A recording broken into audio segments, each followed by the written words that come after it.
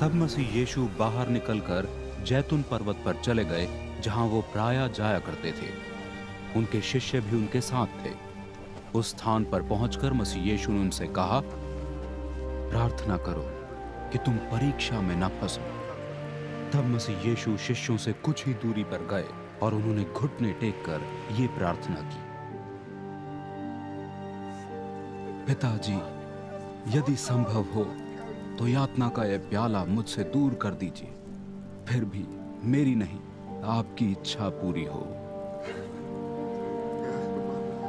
उसी समय स्वर्ग से एक स्वर्गदूत ने आकर उनमें बल का संचार किया। प्राण निकलने के समान दर्द में वो और भी अधिक कातर भाव में प्रार्थना करने लगे। उनका पसीना लहू के समान भूमि पर टपक रहा था। जब वो प्रार्थना से उठे और शिष्यों के पास आए तो उन्हें सोता हुआ पाया। उदासी के मारे शिष्य सो चुके थे। मसीह यीशु ने शिष्यों से कहा, सो क्यों रहे हो? उठो, प्रार्थना करो कि तुम किसी परीक्षा में न फंसो। मसीह यीशु जब ये कह ही रहे थे, तभी एक भीड़ वहां आ पहुंची। उनमें यहूदा, जो 12 शिष्यों में से एक था, सबसे आगे था। वो मसीह यीशु को चूमने के लिए आगे बढ़ा, किंतु मसीह यीशु ने उससे कहा, यहूदा, क्या मनुष्य के पुत्र को तुम इस चुंबन के द्वारा पकड़वा रहे हो? ये पता चलने पर कि क्या होने पर है, शिष्यों ने मसीह यीशु से पूछा, प्रभु, क्या हम तलवार चलाएं? उनमें से एक ने तो महायाजक के दास पर वार कर उस दास का दाहिना कान ही उड़ा दिया। मसीह यीशु इस पर बोले, बस बहुत हुआ।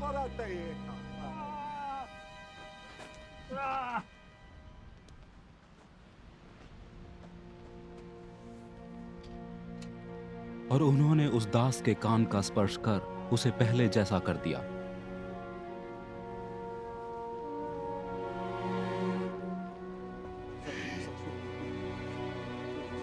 तब मसीह यीशु ने प्रधान पुरोहितों, मंदिर के पहरुओं तथा वहां उपस्थित पुरनियों को संबोधित करते हुए कहा, तलवारें और लाठियां लेकर क्या आप किसी राजद्रोही को पकड़ने आए हैं? आपने मुझे तब तो नहीं पकड़ा जब मैं मंदिर आंगन में प्रतिदिन आपके साथ हुआ करता था। यह इसलिए कि यह क्षण आपका है, अंधकार के हाकिम का।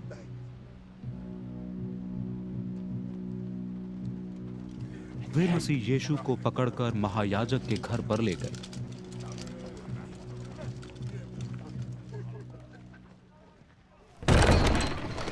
पतरस दूर ही दूर से उनके पीछे पीछे चलते रहे।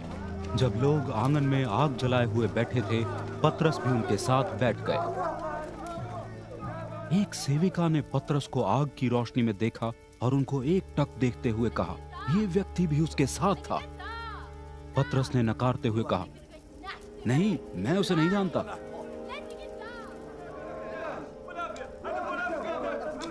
कुछ समय बाद किसी अन्य ने उन्हें देखकर कहा, तुम भी तो उनमें से एक हो। नहीं भाई नहीं, पतरस ने उत्तर दिया। लगभग 1 घंटे बाद एक अन्य व्यक्ति ने बल देते हुए कहा, निस्संदेह ये व्यक्ति भी उसके साथ था, क्योंकि ये भी गलीलवासी है। पतरस ने उत्तर दिया, महोदय, मेरी समझ में नहीं आ रहा कि आप क्या कह रहे हैं। जब वो कह ही रहे थे कि एक मुर्ग ने बांग दी। उसी समय प्रभु ने मुड़कर पतरस की ओर दृष्टि की और पतरस को प्रभु की पहले कही हुई बात याद आ गई। इसके पहले कि मुर्ग बांग दे, तुम आज 3 बार मुझे नकार चुके होगे। पतरस बाहर चले गए और फूट फूट कर रोने लगे। जिन्होंने मसीह यीशु को पकड़ा था, वे उनको ठट्ठों में उड़ाते हुए उन पर वार करते जा रहे थे। उन्होंने मसीह यीशु की आंखों पर पट्टी बांधी और उनसे पूछने लगे, अपनी भविष्यवाणी से बता, किसने वार किया है तुझ पर? इसके अतिरिक्त वे उनकी निंदा करते हुए उनके लिए अनेक अपमानजनक शब्द भी कहे जा रहे थे। पौ फटने पर पुरनिये लोगों ने प्रधान पुरोहितों तथा शास्त्रियों की एक सभा बुलाई और मसीह यीशु को महासभा में ले गए। उन्होंने मसीह यीशु से प्रश्न किया, यदि तुम ही मसीह हो तो हमें बता दो। मसीह यीशु ने उत्तर दिया, यदि मैं आपको ये बताऊंगा तो भी आप इसका विश्वास नहीं करेंगे। और यदि मैं आपसे कोई प्रश्न करूं तो आप उसका उत्तर ही न देंगे। किंतु अब इसके बाद मनुष्य का पुत्र सर्वशक्तिमान परमेश्वर की दाईं ओर बैठाया जाएगा। उन्होंने प्रश्न किया, तो क्या तुम परमेश्वर के पुत्र हो? मसीह यीशु ने उत्तर दिया, जी हाँ, मैं हूं। ये सुन वे कहने लगे, अब हमें गवाहों की जरूरत ही ना रही, स्वयं हमने इसके मुख से सुन लिया है